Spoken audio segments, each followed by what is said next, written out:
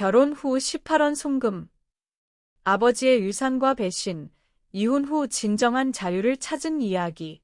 실화 사연. 여러분, 오늘은 저와 함께 믿을 수 없는 이야기를 들어보실 차례입니다. 이 이야기는 단순한 이야기 같지만 그 안에는 여러분이 상상할 수 없는 배신과 고통, 그리고 그로 인한 변화가 가득 담겨 있습니다.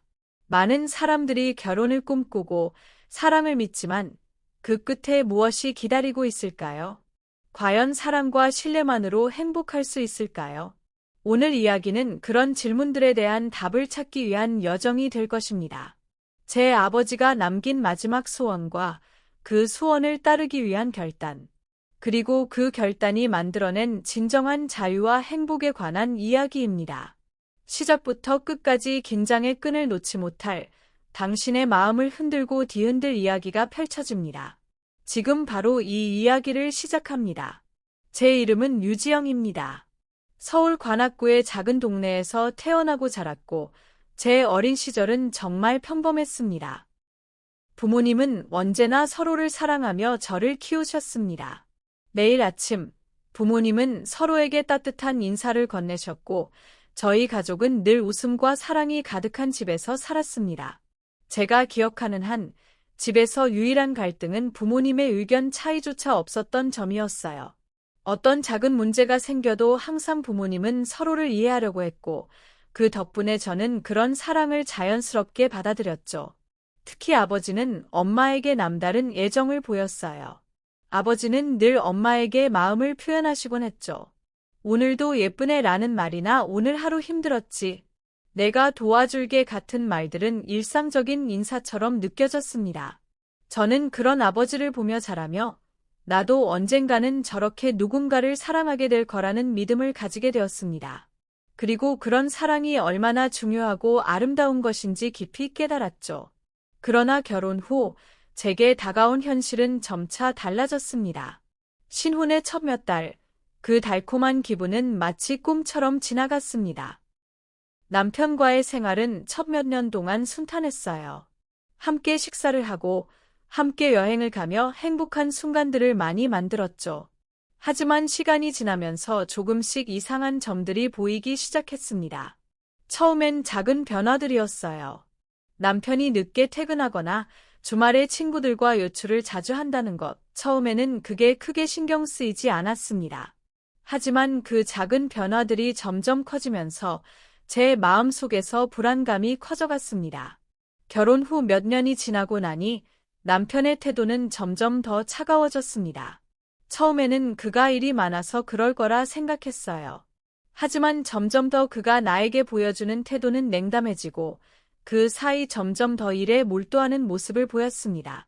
한때는 저를 챙겨주고 저의 말을 잘 들어주던 그 사람이 점점 나에게 무관심해지기 시작한 거죠. 처음에는 그저 일 때문에 바쁜 거라며 나름 합리화했지만 그 시간이 길어질수록 뭔가 이상한 느낌이 들었습니다. 그렇게 시간이 흐르면서 나는 남편에게서 예전의 따뜻함을 느낄 수 없었습니다. 밤 늦게 돌아와서는 그냥 자기만 하거나 말없이 TV만 보고 우리는 점점 대화가 줄어들었습니다. 결혼 초반에는 너랑 나, 우리는 꼭 닮은 사람끼리 만난 것 같아 라고 했던 그 말이 이제는 전혀 떠오르지 않았습니다. 우리는 서로 같은 공간에 있지만 마음만은 점점 멀어졌어요. 이런 변화가 제게 어떤 감정을 불러일으켰냐면 사실 처음에는 그저 그럴 수도 있겠지라고 넘기려고 했어요. 하지만 어느 날 남편과의 대화에서 느꼈던 감정은 명확히 달랐습니다. 남편은 내가 말한 작은 불만에도 귀 기울이지 않았고 예전처럼 내 생각을 공유하려는 유지도 보이지 않았습니다. 이때부터 저는 점점 더 큰 불안감을 느끼기 시작했어요. 내가 결혼한 사람은 정말 이 사람이 맞는지 아니면 내가 놓쳤던 어떤 부분이 있었던 건지. 그럴수록 내 마음속의 의문은 커져갔고 남편의 행동이 점점 더 의심스러워졌습니다. 그리고 그날이 왔습니다. 갑작스레 남편이 유산 문제에 대해 이야기해보자고 말했을 때 저는 정말 충격을 받았습니다. 아버지가 암투병 중이셨던 시점이었고 그가 말한 유산은 내가 전혀 예상하지 못한 것이었죠. 혹시 지금은 유산을 받을 때가 아니라고 생각하지 않아? 라는 남편의 말에 나는 순간적으로 말을 잇지 못했습니다. 이 말은 나의 아버지가 죽어가는 상황에서 내가 얼마나 고통스럽게 살아가고 있는지 전혀 알지 못한 채 나에게 돈을 요구하는 말이었기 때문입니다. 신혼집을 마련해야 하니까 유산을 좀 미리 받으면 좋겠어. 그는 이렇게 말하며 나의 아버지가 병원에서 고통을 겪고 있는 와중에도 그저 돈이 필요하다고 주장했습니다. 이때 저는 그가 지금까지 숨기고 있던 본래의 모습이 드러났다고 느꼈습니다. 내가 사랑한다고 믿었던 그 사람은, 내가 그토록 존경했던 남자는 내 아버지의 죽음을 이용하려 했던 것입니다. 이 순간 나는 무너졌습니다. 이게 바로 내가 결혼한 사람일까? 내가 믿었던 사랑은 단지 나의 착각이었을까? 남편은 점차 내 마음을 이해하려 하지 않았고 오히려 내게 더 많은 것을 요구했습니다. 그가 말한 돈은 그저 우리가 함께 나누었던 사랑이 아니었음을 깨닫게 했죠. 나의 아버지의 죽음이라는 비극적인 상황에서 그가 원하는 것은 신혼집이었다는 사실은 정말 가슴 아팠습니다. 그렇게 남편은 점점 더 냉정하고 계산적인 사람이 되어갔고 나는 그와의 관계에 대한 의문을 품기 시작했습니다. 이후 나는 그와의 관계를 다시 한번 되돌아보았습니다. 정말 이 사람이 내 삶의 파트너로서 함께 가야 할 사람일까? 이 사람은 나와 함께 앞으로의 삶을 살아갈 준비가 된 사람일까? 그런 고민이 이어지면서 나는 점차 남편에 대한 감정이 식어가고 있다는 걸 느꼈습니다. 신혼집을 마련하기 위해 유산을 요구하는 남편의 모습에 나는 그와의 결혼을 지속할 수 없다는 결정을 내리게 되었습니다. 아버지가 암 투병을 시작하셨다는 소식을 처음 들었을 때 내 마음은 말 그대로 얼어붙었습니다. 모든 것이 너무 갑작스러웠고 내가 살면서 겪을 수 있는 가장 큰 충격 중 하나였죠. 아버지는 늘 건강하셨고 운동도 꾸준히 하시며 술이나 담배도 멀리 하셨습니다. 언제나 집에서 제일 씩씩하고 활기찬 분이셨는데 그 아버지가 병에 걸렸다는 사실을 믿을 수 없었습니다. 초기 증상은 정말 사소한 것들이었어요. 아버지가 조금 피곤해하시고 소화가 잘 안 되는 것 같다고 말씀하셨을 때 나는 그저 과중한 업무나 일상에서의 스트레스 때문일 거라 생각했어요. 하지만 일이 점점 심각해지면서 아버지의 상태는 눈에 띄게 나빠졌습니다. 피로가 지속되고 입맛도 떨어지시더니 급격히 체중이 줄어들기 시작했죠. 그때부터 뭔가 이상하다는 느낌이 들었고 우리는 병원에 가기로 결심했습니다. 병원에서 받은 진단은 정말 끔찍했어요. 그날 의사 선생님은 아버지께 췌장암이라는 말을 꺼내셨고 나와 엄마는 그 말을 듣고 순간적으로 얼어붙었습니다.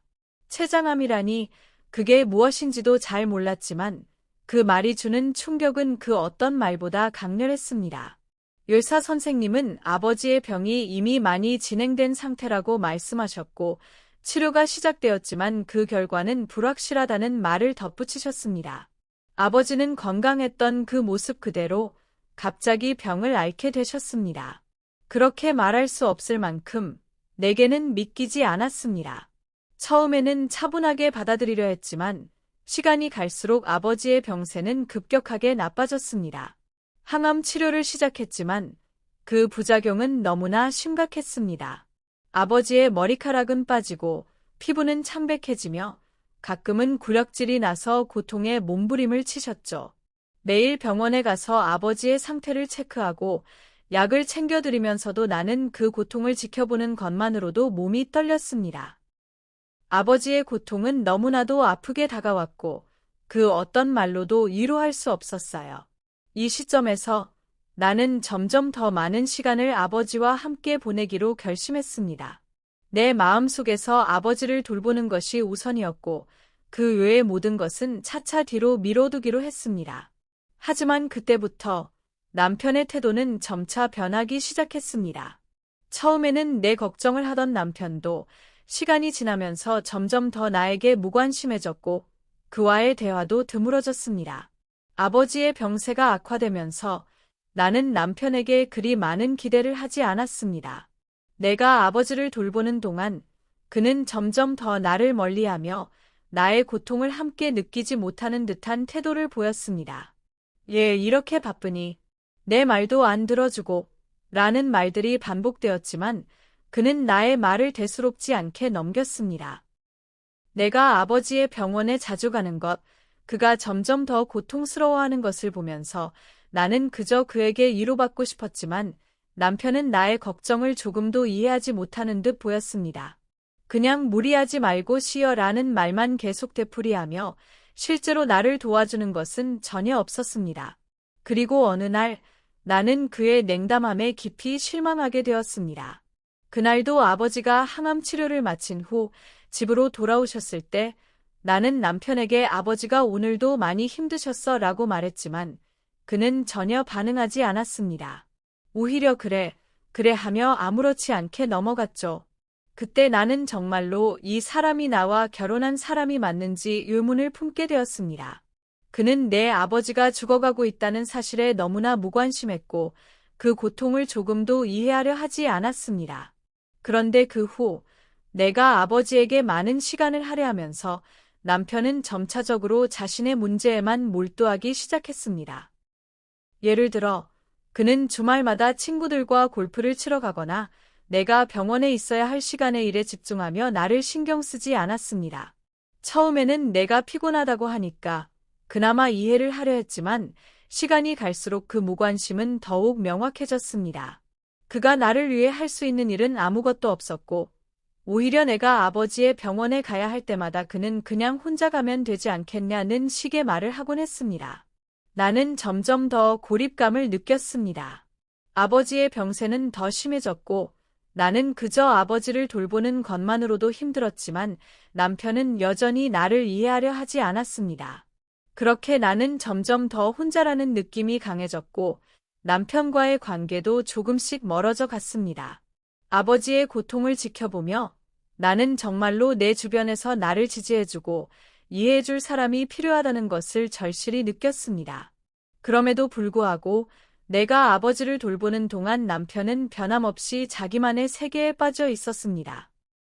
아버지의 치료가 끝날 때마다 나는 아버지의 손을 잡고 고통스러운 순간들을 함께하며 내가 할 수 있는 한 최선을 다하려 했지만 남편은 그런 나의 마음을 전혀 이해하지 못하는 것 같았습니다. 나는 점점 그와의 미래에 대한 의문이 커졌고 내 인생에서 그가 얼마나 중요한 존재인지를 다시 한번 생각하게 되었습니다. 아버지의 상태가 점점 나빠지면서 나는 매일 병원에 가서 아버지를 돌보는 것에 온전히 집중하고 있었다. 아버지의 항암 치료가 힘들어질수록 그를 지켜보는 내 마음은 점점 더 무너져갔다. 그런데 그런 가운데 남편은 계속해서 나를 무시하고 내게 더 많은 요구를 하기 시작했다. 내가 아버지를 돌보느라 바쁘고 힘들어할 때마다 그는 점점 더 차갑게 나를 대했고 내 고통을 이해하려는 노력조차 하지 않았다. 그러던 어느 날 남편은 내가 아버지의 상태를 이야기할 때 그 어떤 위로의 말도 없이 갑자기 유산 이야기를 꺼냈다. 그 당시 아버지는 여전히 병원에 계셨고 나의 마음은 아버지의 고통과 함께 흔들리고 있었는데 남편은 내게 신혼집을 마련하려면 유산을 받아야 한다고 말한 것이다.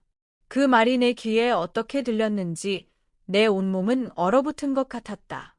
유산을 받아야 한다는 그의 말은 처음에 이해할 수 없었다.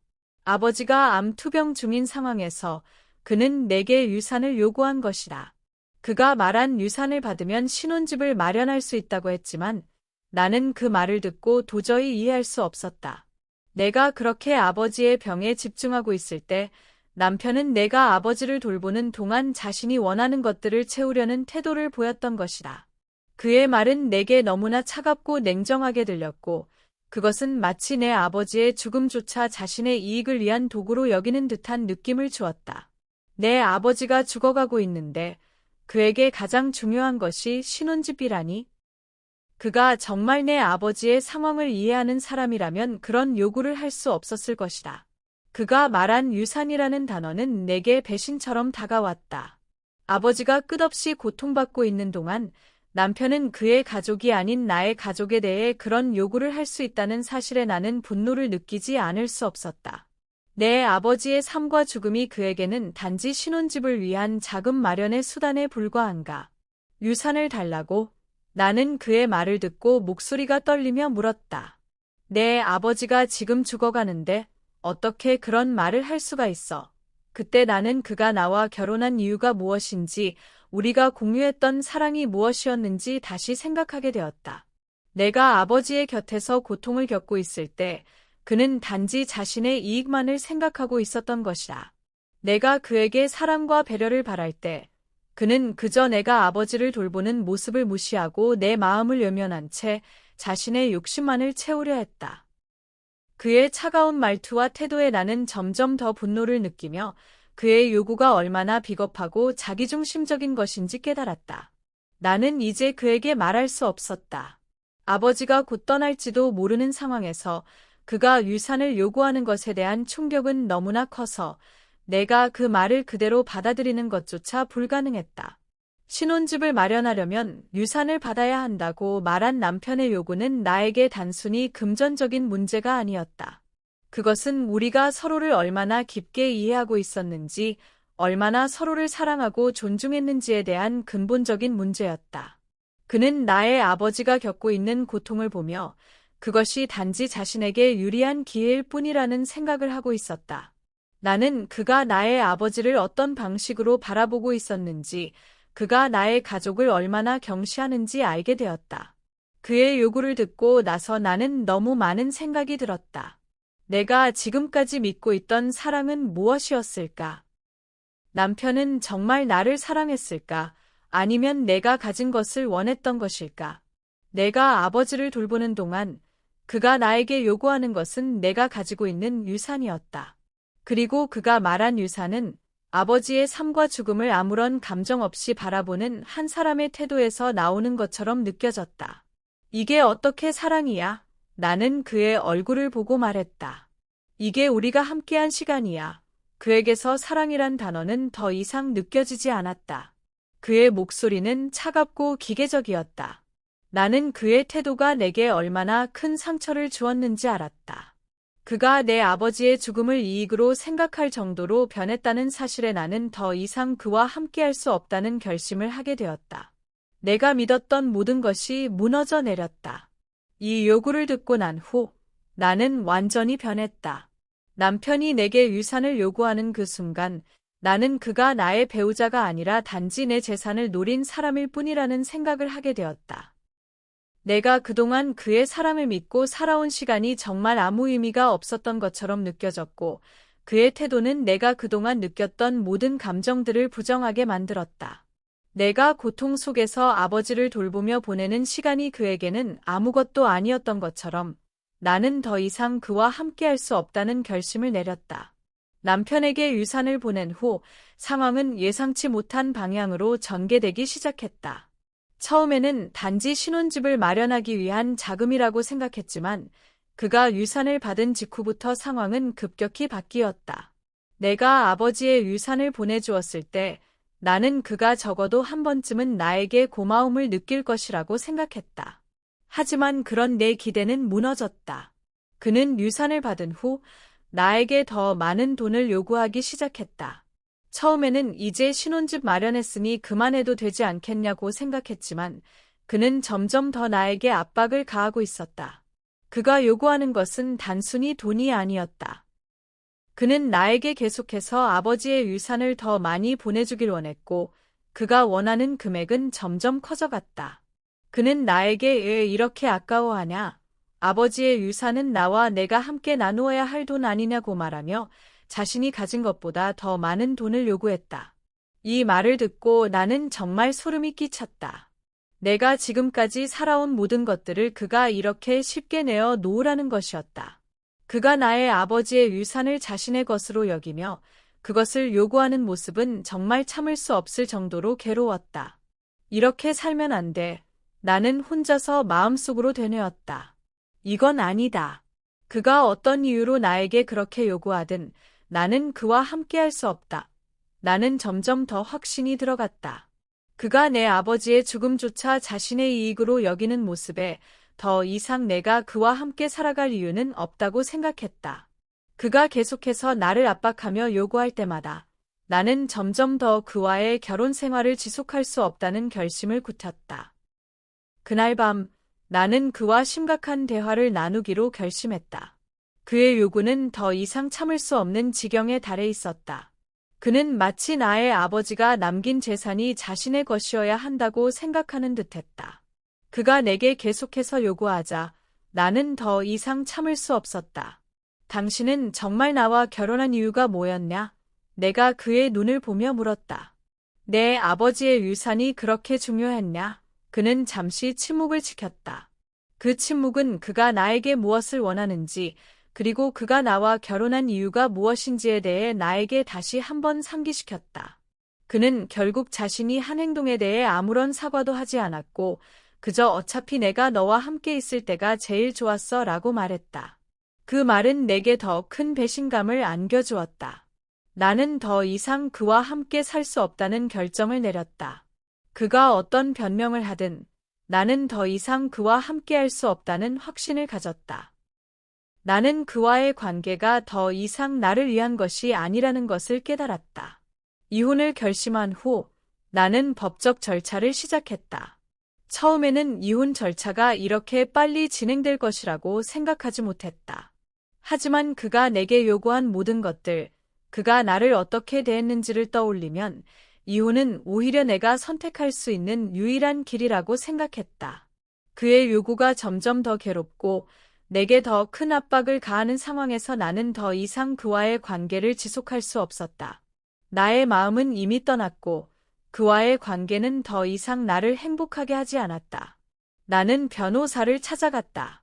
이제 모든 것을 끝내야 할 때가 왔다고 생각했다. 변호사는 나에게 차분하게 이혼 절차에 대해 설명했다. 나는 그 말을 듣고 마음이 조금은 가벼워졌다. 그동안 내가 얼마나 힘들었는지, 얼마나 불행했는지에 대해서 변호사는 이해해 주었고, 나는 그가 도와줄 것이라는 믿음이 생겼다. 변호사와의 상담 후 나는 곧바로 이혼 소송을 진행하기로 했다. 그가 어떻게 나를 변명하든 나는 더 이상 그와 함께 살지 않겠다고 결심했다. 그리고 그날 남편은 내가 이혼을 결심했다는 사실을 알게 되었다. 그는 처음에는 놀란 듯했지만 곧 자신의 잘못을 인정하지 않고 나에게 이게 끝이라니? 라고 물었다. 나는 차분하게 대답했다. 네, 이게 끝이야. 더 이상 이 관계를 지속할 이유가 없어. 그의 표정은 점차 굳어졌고 나는 그가 나를 위해서 한 일이 없다는 사실을 다시 한번 깨달았다. 그는 내 아버지가 병상에 누워있는 동안 나를 위해 아무것도 하지 않았고 오히려 내가 고통 속에서 살아가도록 내버려 두었다. 이후 남편은 나에게 이혼을 하지 않겠다고 계속해서 나를 설득하려 했지만 나는 그의 말을 듣지 않았다. 그가 아무리 내게 다가와서 변명하고 사과해도 나는 이미 그의 태도를 믿을 수 없었고 그와 함께 살아갈 수 없다는 결심을 굳혔다. 나는 더 이상 그의 무책임한 태도에 흔들리지 않았다. 이혼을 진행하면서 나는 더 이상 그와의 관계에서 아무런 의미를 찾을 수 없었다. 결국 이혼 소송은 진행되었고 우리는 법적 절차를 거쳐 이혼하게 되었다. 이혼 후 나는 다시 한번 자유를 얻었고 내가 더 이상 그와의 관계에서 벗어날 수 있다는 안도감을 느꼈다. 내가 그동안 겪었던 고통과 고난은 이제 끝났고 나는 다시 나 자신을 위해 살기 시작했다. 남편과의 결혼 생활은 끝났지만 그로 인해 얻은 교훈은 내가 더 강하게 살아갈 수 있게 해주었다. 이혼을 결심하고 나는 그 어떤 말로도 표현할 수 없는 자유를 찾게 되었다. 그동안 남편과 함께 살아온 시간은 내게 여러 가지 감정을 남겼다. 처음에는 사랑과 신뢰로 시작했지만 시간이 지나면서 그 사랑은 점차 무너지고 나는 더 이상 그와 함께 살 수 없다는 결단을 내렸다. 그리고 이제 그 결단을 내린 후 내 삶은 새로운 전환점을 맞이하게 되었다. 이혼을 하고 나서 가장 먼저 느낀 것은 말 그대로 자유였다.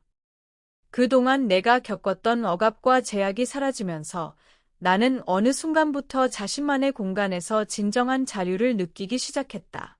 더 이상 남편과 시댁의 제약에 무기지 않게 되었고 나는 이제 나 자신의 방식으로 삶을 살아갈 수 있었다. 내 마음대로 시간과 공간을 배분하고 내 결정을 내리며 살아가는 그 자유로운 시간이 너무나도 소중하게 느껴졌다. 이혼 후 처음에는 외로움이 몰려왔다. 그동안 내가 익숙하게 함께 지낸 사람이 사라지면서 나 자신과 마주하게 되는 시간이 많아졌다. 남편과의 관계에서 비롯된 감정들이 한순간에 사라진 것처럼 느껴졌고 그 빈자리는 불안과 고독으로 채워졌다. 하지만 그 고독은 시간이 지나면서 점차 내가 나 자신과 함께할 수 있는 기회를 주었다. 나는 혼자서도 살 수 있다는 자신감을 얻기 시작했다. 이혼 후에는 후회도 있었다. 내가 정말로 이 결정을 내린 것이 맞았는지, 남편에게 조금 더 노력해볼 기회를 주었어야 하지 않았을까 하는 생각들이 머릿속을 맴돌았다. 특히 아버지가 돌아가셨을 때 나는 그가 마지막으로 남긴 말이 떠올랐다. 아버지는 내가 언제나 행복하게 살기를 바라셨고 나에게 남긴 말은 자신을 위해 살아라였다. 그 말이 내 마음속 깊은 곳에 새겨졌다. 아버지가 나에게 남긴 마지막 소원은 나의 행복이었다. 그 말을 다시 떠올리면서 나는 그때부터 자신의 삶을 살아가야겠다고 결심했다. 아버지의 말을 되새기면서 나는 내가 살고 싶었던 대로 살기로 했다. 더 이상 남편이나 시댁의 기대에 부응하지 않아도 된다는 사실에 점차 마음이 가벼워졌다. 이제 나는 나만의 길을 가야 했다. 그동안 내가 살아온 삶에서 중요한 것은 남들이 원하는 대로 사는 것이 아니라 내가 원하는 대로 사는 것이었다. 내 삶의 주인공은 바로 나 자신이라는 것을 깨달았다. 하지만 진정한 자유를 찾는 과정은 쉽지 않았다. 처음에는 모든 것이 낯설고 두려웠다. 내가 이제 더 이상 어떤 사람과 의지하지 않고 홀로 살아야 한다는 사실이 불안하게 다가왔다. 그럼에도 불구하고 나는 점차 그 두려움을 극복해 나갔다. 나는 내가 가진 것에 대해 더 이상 후회하지 않고 나에게 주어진 삶을 온전히 나 자신의 방식으로 살아가기로 결심했다. 그 자유의 느낌은 내가 다시 나 자신을 찾고 내 삶을 다시 살아갈 수 있다는 확신을 줄 수 있었다. 아버지가 나에게 남긴 마지막 말은 내 삶을 변화시키는 중요한 열쇠가 되었다. 그 말은 내게 내가 행복할 수 있도록 살아라는 메시지를 주었다. 나는 그 메시지를 마음 깊이 새기며 자신만의 길을 걷기 시작했다. 이혼 후 나는 여러 가지 새로운 시도를 시작했다. 그동안 내가 미뤄왔던 일들, 내가 하고 싶었던 것들을 하나씩 실현해 나갔다. 여행을 떠나기도 하고 오랫동안 미뤄왔던 취미도 다시 시작했다. 나의 취미가 무엇이었는지, 내가 정말로 하고 싶었던 일은 무엇인지에 대해 생각해보는 시간이 되었다. 내가 행복해지고자 했던 그 이유는 바로 나 자신을 찾기 위함이었다. 남편과의 관계에서 느꼈던 갈등과 고통은 나를 더 강하게 만들어주었고, 이제는 내가 원하는 삶을 살 수 있다는 자신감을 심어주었다. 그동안 내가 어떻게 살아왔는지 돌아보며 나는 나에게 가장 중요한 것이 무엇인지 알게 되었다. 내 삶의 의미는 남에게 맞추는 것이 아니라 나 자신을 존중하며 살아가는 것이라는 것을 깨달았다. 비록 외로움과 후회가 함께했지만 그것을 극복해 나가는 과정에서 나는 진정한 자유를 찾을 수 있었다. 내가 원하는 삶을 살고 내가 좋아하는 것들을 하며 나만의 길을 가는 것이 진정한 자유였다는 것을 알게 되었다. 그리고 시간이 지나면서 나는 더 이상 과거에 얽매이지 않게 되었다. 남편과의 이혼 후 나는 과거의 자신을 놓아주고 새로운 나로 거듭날 수 있었다. 내가 이루고자 했던 꿈을 이루기 위한 길을 걸어가면서 나는 점점 더 나 자신에게 집중하게 되었다. 내 삶에서 내가 가장 중요한 사람이라는 것을 다시 한번 깨달았다. 나는 이제 아버지가 나에게 남긴 마지막 말을 따르며 더 이상 누구의 눈치를 보지 않고 나 자신만을 위해 살기로 했다. 내 삶에서 가장 중요한 것은 내가 행복한 삶을 사는 것이다. 그 누구의 기준도 아닌 나 자신이 원하는 대로 살아가는 것이 진정한 자유였다. 아버지의 장례식을 마친 후 나는 완전히 달라졌다. 그동안 내가 어떤 삶을 살아왔는지, 그리고 그 삶 속에서 내가 얼마나 많은 것을 놓쳐왔는지 깨달았다.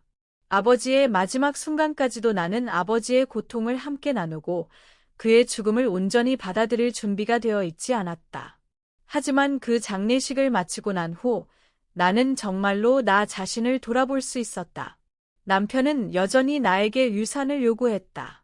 그는 내가 아버지의 유산을 보내주고 나자 그것을 전혀 감사히 여기지 않고 오히려 더 많은 돈을 요구하는 태도를 보였다.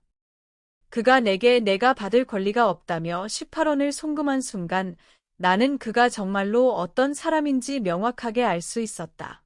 그가 내 아버지의 죽음까지도 자기 이익을 위한 도구로 사용하는 모습을 보고 나는 더 이상 그의 태도를 참을 수 없었다. 그의 이기적인 모습은 너무나 명확했고 내가 그와 함께 살아갈 이유는 더 이상 없었다. 그때 나는 결단을 내렸다. 남편과의 관계는 끝났고 나는 더 이상 그와의 삶을 계속할 수 없다는 사실을 확신했다. 그가 어떤 이유로 변명하든 나는 더 이상 그와 함께 살 수 없다는 결정을 내렸다. 나는 그가 떠난 후 내 삶을 다시 시작해야겠다고 마음속으로 다짐했다. 그동안 내가 잃었던 것들이 무엇이었는지, 그가 나에게 남긴 상처가 얼마나 큰지 이제는 그것을 극복해야 할 때라고 생각했다. 이혼 후 나는 다시 한번 시작했다. 내 삶은 이제 내 자신을 위한 삶이 되었다.